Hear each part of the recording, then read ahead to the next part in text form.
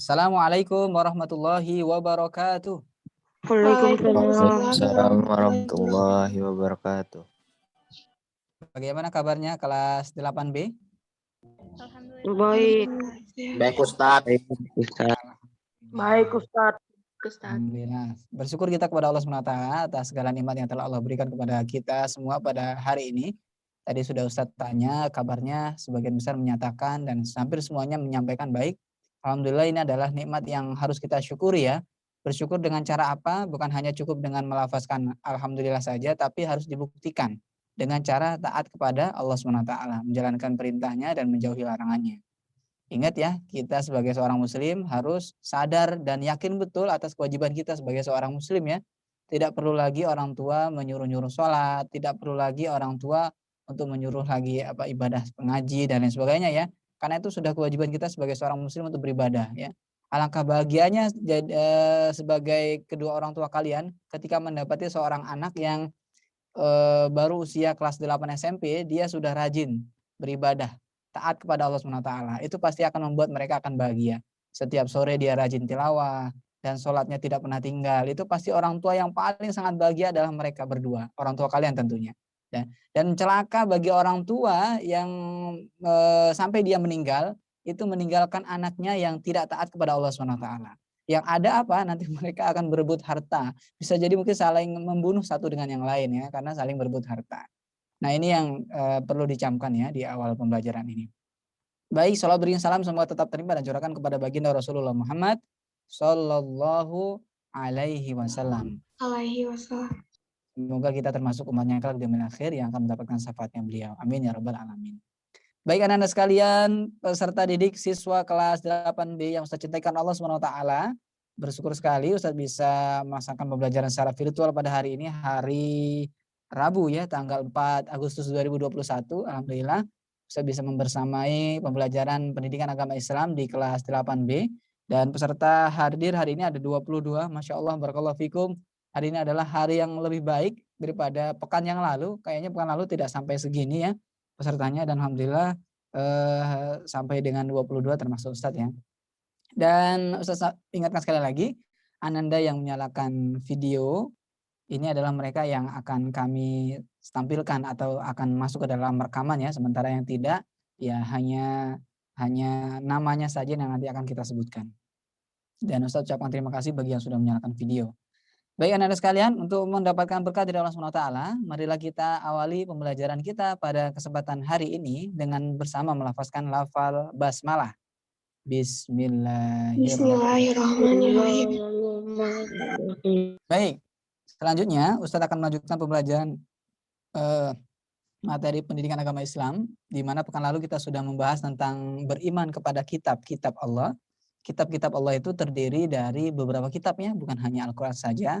Yang kita tahu hanya Al-Quran saja Ustaz. Iya memang yang sekarang kita bisa lihat atau bisa pegang fisiknya itu adalah Al-Quran.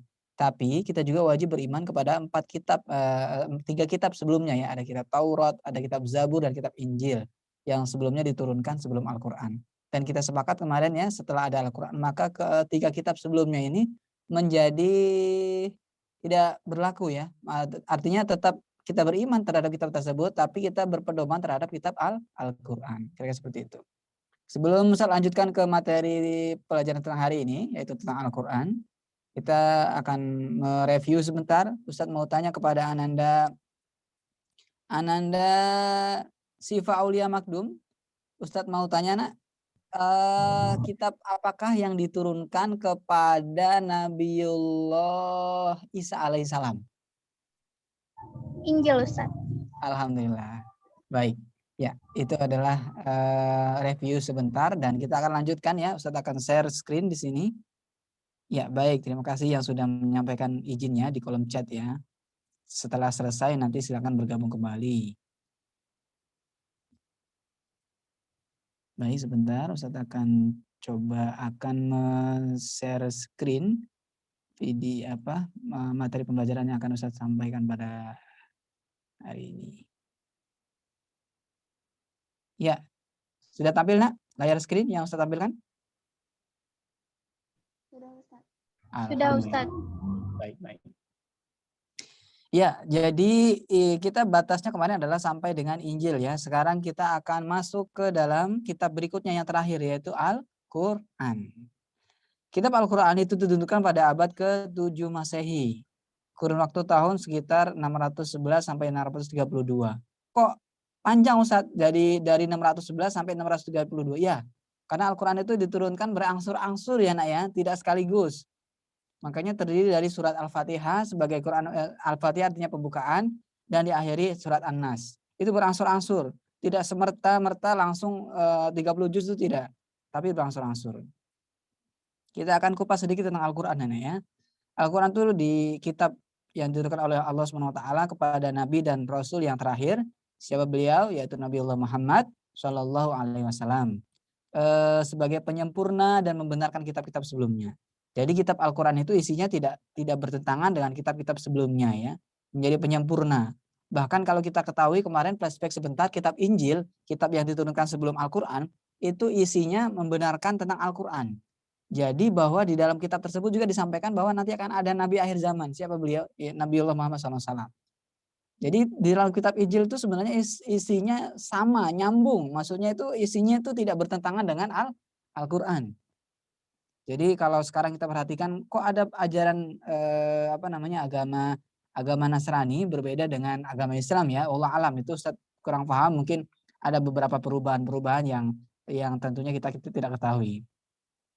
Baik, di halaman berikutnya ini adalah bukti bahwa Allah SWT menurunkan kitab Al-Qur'an ya, Quran surat Ali Imran ayat 3. Ustadz minta kesediaannya di sini kepada Ananda Agung Pratama. Ananda Agung Pratama bisa menyalakan mic-nya, Nak? Iya, Ustaz. Minta tolong dibaca artinya ini, Nak. Artinya surat Ali Imran ayat 3. Lihat di screen. Kalau ada di buku boleh Dia lihat buku. menurunkan kitab Al-Quran kepadamu Muhammad yang mengandung kebenaran, membenarkan kitab-kitab sebelumnya, dan menurunkan Taurat dan Injil. Ya. Surat Quran Al-Imran surat Ali ayat Imran. 3. Iya. Kalau Al-Imran itu maksudnya surat ketiga, ini adalah suratnya dan ayatnya ayat ketiga. Jadi dia di sini maksudnya adalah Allah ya, menurunkan kitab Al-Qur'an kepadamu Muhammad yang mengandung kebenaran, membenarkan kitab-kitab sebelumnya dan menurunkan Taurat dan Injil. Oke ya. Ini ada wahyu pertama kali yang turun. Ada yang tahu wahyu yang pertama kali turun adalah surat apa? Nah, kalau pertanyaan seperti ini tidak terikat ke satu nama, boleh dibuka siapa yang cepat. Wahyu pertama kali diturunkan oleh Nabi Muhammad SAW adalah surat apa, Nak? Ada yang tahu? Al-Alaq. Oke, benar. Surat Al-Alaq ya, Iqra, bacalah. Jadi pada saat itu kita bisa gambarkan datanglah Jibril ya di di sebuah gua. Nah, ini nih. Nah, di sebuah gua. Guanya ini ada nggak sih Ustadz? Ini bohongan nggak? Benar ada ya. Ustadz jadi saksi sendiri, Ustadz pernah menyaksikan karena Ustadz dikaruniakan oleh Allah Subhanahu wa taala pada beberapa tahun yang lalu sebelum pandemi untuk menunaikan ibadah umroh. Dan Ustadz melihat benar ya, ada gua Hira tersebut. Guanya itu kalau dari antar di jalan raya, di sana kan ada jalan raya ya, itu sangat jauh sekali. Ustadz buktikan ya, ketika Ustadz berada di dalam bis, itu orang yang berada di sekeliling gua ini itu kecil sekali. Artinya sangat jauh sekali ya. Mungkin kalau dilihat dari menggunakan alat bantu teropong bisa lebih dekat. Dan kenapa nggak mampir ke sana Ustadz? Ya karena waktunya kalau umroh itu waktunya hanya singkat ya. Kecuali kalau haji mungkin bisa lama. Kalau umroh mungkin programnya yang lebih karena kan kalau umroh kita harus mengikuti program yang sudah ditetapkan. Jadi di Madinah berapa hari, di Mekah berapa hari. Nah ini benar ya, ada benar Gua Hira dan sampai sekarang dipelihara gua tersebut sebagai situs sejarah bagi orang Arab. Nah, jadi beruntungnya siapa seandainya nanti kalian turut serta orang tua ataupun kalian mampu melaksanakan sendiri umroh ataupun haji, alangkah nikmat Nak kalau seandainya sebelum itu kalian pelajari dulu tentang sirah Nabi. Jadi nanti mulai dari Nabi lahir di mana, terus Nabi wafat di mana, itu tahu. Ini apakah benar sih? Benar nggak sih yang di buku ini dengan cerita yang sungguhnya? Itu nanti membuktikannya di sana. Membuktikannya di Mekah dan di Madinah. Dan Ustaz sudah membuktikan sendiri benar semuanya ada di sana. Bahkan tempat kelahiran Rasul sampai sekarang masih dijaga. masih berdiri bangunannya. Berada tidak jauh dari Ka'bah ya, dari ya benar, dari Mekah. Tidak jauh dari Baitullah, dari apa namanya Ka'batullah itu, sekitar berapa kilo dari sini. Dan terlihatlah sekarang kalau Ustadz tidak salah dijadikan sebagai perpustakaan. Dan nanti Rasul wafat di mana, dimakamkan di mana. Benar ya, dimakamkannya di dalam masjid. Di masjid mana itu? Masjid Nabawi. Kalau kalian melaksanakan ibadah haji atau umroh, sempatkan untuk berada di Raudhah ya. Raudhah itu adalah teras atau di sekeliling makam Rasul. Banyak orang berdoa di sana karena berdoa di sana insya Allah makbul ya, dijawab oleh Allah SWT. Dan benar ya apa yang Ustaz sudah doakan itu semua dijawab oleh Allah SWT. Anak-anak sekalian, itu ya cerita tentang Gua Hiro. Gua Hiro ini memang ada ya, ada di Arab Saudi. Dan kalau penasaran kalian lihat sekarang, boleh sekarang bisa lihat di YouTube bisa ya. Dan tampilannya insya Allah tidak berbeda. Kalau mungkin berbeda mungkin hanya faktor gambar ya, mungkin lebih terang atau mungkin lebih redup. Kalau guanya insya Allah tidak akan berubah. Ya, kita pelajari sebentar tentang pokok-pokok ajaran yang terkandung dalam Al-Quran. Apa saja yang dikandung dalam Al-Quran adalah akidah. Apa itu akidah? Akidah itu keyakinan. Berkaitan tentang apa aja? Hal-hal yang berkaitan dengan keyakinan seperti mengesahkan Allah. Jadi yang pertama di dalam Al-Quran yang ditekankan itu adalah akidah, yaitu keyakinan. Siapa yang akidahnya kuat, akidahnya mantap, dia tidak akan mudah tergoyah. Dia sudah berpendirian kuat. Misalnya kalian dengan kawannya sudah ada yang akidahnya kuat tuh. Dengan kawannya diajak main di suatu tempat. Sudah masuk waktu azan, Allahu Akbar, Allahu Akbar. Sudah azan, bagi yang akidahnya mantap, kuat, pasti dia langsung hatinya memanggil. Ini sudah waktunya azan, saya harus pulang atau saya harus menunaikan sholat di tempat yang dimana dia bisa sholat ya. Tapi kalau yang akidahnya tidak kuat, apa yang terjadi? Cuek-cuek aja gitu ya. Padahal udah dipanggil dengan perseruan azan ya biasa aja, kayak nggak ada respon. Ini bedanya orang yang mempunyai akidah dan tidak ya. Kemudian akhlak. Di dalam Al-Quran itu isinya juga tentang akhlak. Akhlak itu apa Ustaz? Ya budi pekerti ya, perangai. Jadi kalau kalian mau belajar akhlak, ya belajar dari Rasul ya. Karena Rasulullah itu adalah wa innaka la'ala khuluqin azim. Allah sendiri di dalam Al-Quran memuji bahwa akhlak beliau adalah akhlak yang azim, akhlak yang mulia, agung. Masya Allah, waktu Ustaz tinggal 10 menit lagi nih. Baik Anda sekalian, kemudian isi berikutnya ada tentang ibadah. Terus ada juga muamalah dan ada juga tentang sejarah. Dan dalam Al-Quran banyak ya, 70% diantaranya isinya tentang sejarah. Sejarah-sejarah Nabi dan Rasul sebelum Nabi Muhammad SAW banyak di dalam Al-Quran. Kalau tidak percaya buka saja. Oke, kemudian berikutnya. Ya, Al-Quran itu adalah kitab suci umat Islam ya. Al-Quran itu merupakan pusaka atau senjata bagi kita seorang muslim, seorang mukmin. Gak percaya ada orang yang merasa kesetanan ataupun kesurupan, dibacakan Al-Quran maka dia akan merasa kesakitan atau bahkan kebakar dan kepanasan.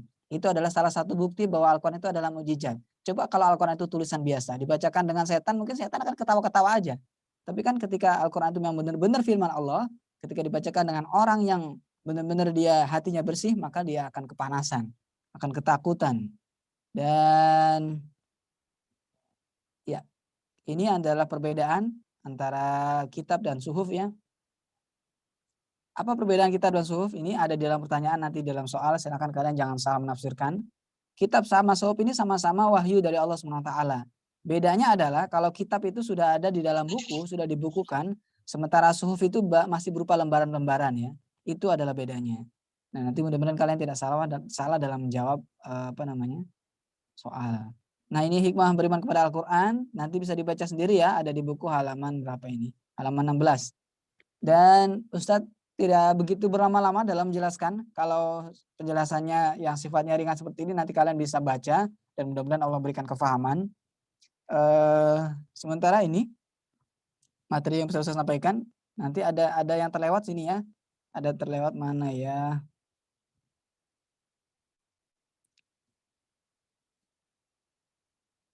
Iya, nah ini akan perlu saya sampaikan ya. Al-Quran itu kan tadi berturunnya dari 611 sampai 625 tadi kan masanya kan panjang. Kenapa panjang Ustadz? Ini jawabannya. Karena diturunkan berangsur-angsur ya, 22 tahun, 2 bulan dan 22 hari atau 23 tahun. Ini mudah-mudahan kalian bisa menghafalnya. Jadi proses Al-Quran diturunkan itu adalah 22 tahun, 2 bulan dan 22 hari. Baik anak-anak sekalian, kira-kira seperti itu materi yang bisa Ustaz sampaikan dalam pembelajaran PAI kali ini. Dan waktu Ustadz tinggal 7 menit lagi nak. Kita manfaatkan waktu ini untuk dialog interaktif atau tanya jawab. Silakan bagi Anda yang ingin bertanya, Ustadz persilakan. Kalau tidak ada yang bertanya, nanti akan Ustadz yang bertanya kepada kalian.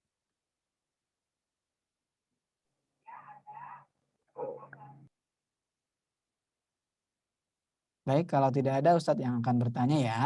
Ustadz akan bertanya kepada beberapa siswa yang tidak menyalakan video. Ahmad Nasrullah Fatin, Assalamualaikum nak.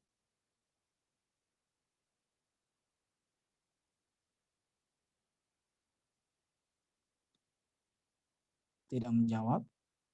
Zaki Nathan, Assalamualaikum.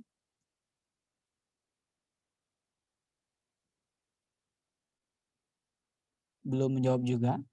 Albar, Assalamualaikum.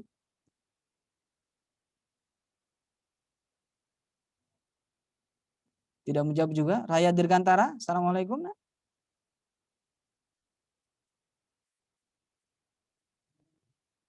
Hairul Azam Hariri, Assalamualaikum. Malam. Ini Raya Dirgantara ya. Kembali ke Raya. Raya, Assalamualaikum nak. Waalaikumsalam. Raya, boleh lihat buku nak. Silakan Raya jawab apa yang Ustadz tanya ya. Enggak, Ustadz kasih ini aja. Raya mau bertanya atau enggak? Kalau enggak bertanya nanti Ustadz yang bertanya. Oke, langsung Ustadz tanya aja ya. Raya silakan dijawab Raya. Berapa lama proses penurunan Al-Quran? Kan tadi Al-Quran diturunkan berangsur-angsur. Dalam waktu berapa lama? Silakan dijawab Raya. Hanya Raya yang Ustadz sebutkan namanya ya, yang boleh menjawab. Yang lainnya yang tahu disimpan saja dulu.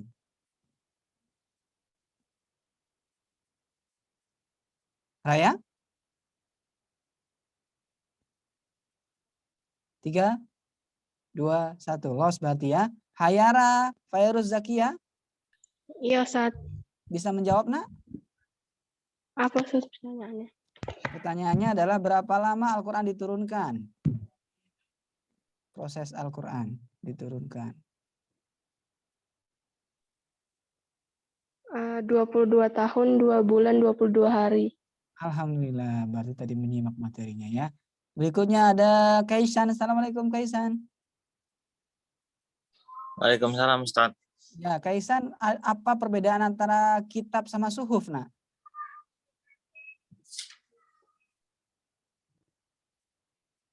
Kan ada kitab sama suhuf tadi ya.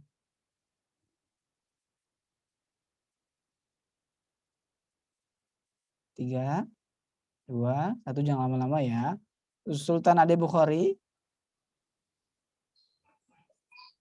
Sultan Ade Bukhari bisa dibantu dijawab pertanyaan yang saya sampaikan ke Kaisan tadi. Apa perbedaan antara kitab dan suhuf?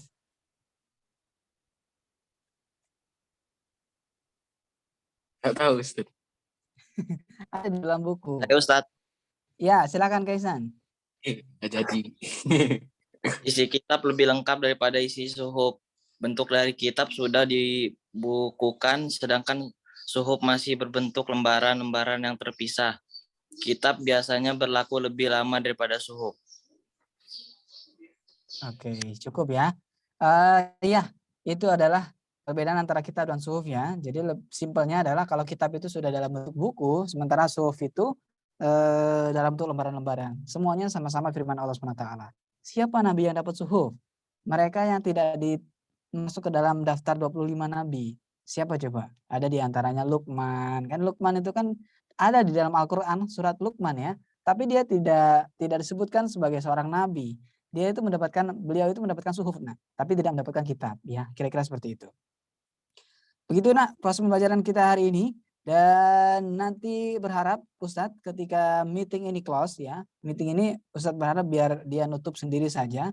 Nah, setelah nutup itu nanti kalian bisa manfaatkan waktunya untuk mengisi soal ya. Silakan kerjakan soal latihan yang sudah Ustadz post di Google Classroom ya.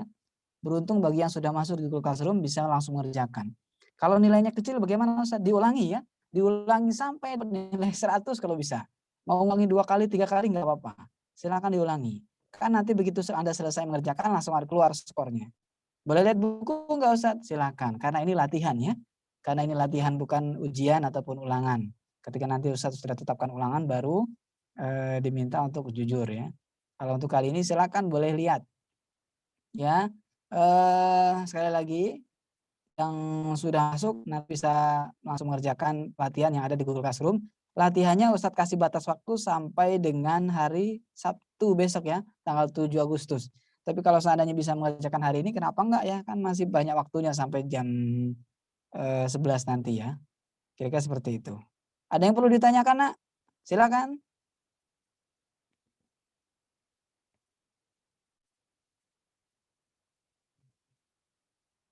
Ya, jadi bab pertama ini adalah tentang kitab Allah dan mencintai Al-Quran kita sudah selesaikan. Dan pertemuan yang akan datang kita masuk di bab berikutnya ya, bab kedua. Jadi kita sudah beralih bab dan setiap peralihan bab kita akan ada latihan. Latihan tersebut dikerjakan maksimal karena porsi nilainya akan mendapatkan nilai yang porsi yang besar nanti untuk dimasukkan ke dalam lapor. Dan yang mengerjakan mendapatkan nilai besar ya itu sangat bermanfaat sekali ya. Makanya jangan sampai tidak mengerjakan dan jangan sampai nilainya kecil. Silakan berlomba-lomba untuk mendapatkan nilai yang besar.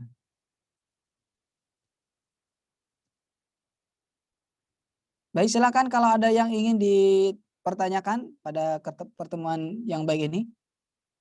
Ya, waktunya nampaknya sudah tidak berlama lagi, tinggal 1 menit lagi tertera di sini. Terima kasih kepada 18 siswa yang sudah berkenan bergabung dalam kelas Ustadz. Apalagi yang sudah mengaktifkan video, Ustadz menyampaikan terima kasih juga. Dan ada memang yang keluar masuk ya, memang mungkin jaringan ya. Tapi mudah-mudahan tidak disengaja ya, karena benar-benar jaringan. Kita cukupkan pertemuan pada hari ini dengan bersama melafazkan lafaz hamdalah. Alhamdulillahirabbil alamin. Alhamdulillahirabbil alamin. Subhanakallahumma wa bihamdika asyhadu an la ilaha illa anta Asyhadu an la ilaha illa anta astaghfiruka astaghfiruka wa atubu ilaik. Assalamualaikum warahmatullahi wabarakatuh. Waalaikumsalam warahmatullahi wabarakatuh. Waalaikumsalam warahmatullahi wabarakatuh. Ya, yang belum mengerjakan silakan dikerjakan ya. Selamat mengerjakan.